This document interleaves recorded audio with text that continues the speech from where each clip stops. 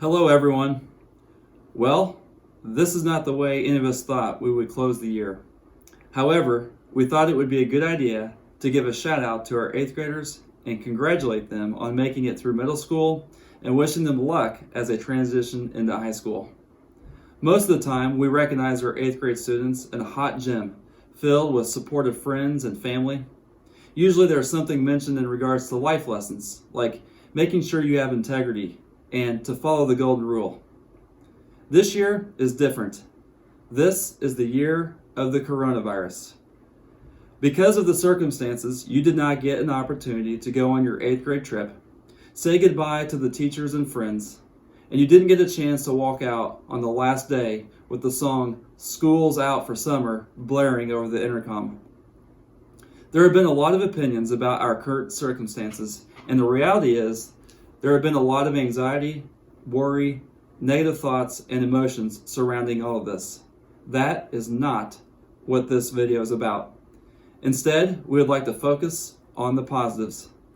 8th graders, I would like for you to take a moment and think about the great memories you have had at Sangamon Valley, the good times you have spent with your friends, and the fun conversations you have had with your teachers, and the lessons that you've learned while here at school.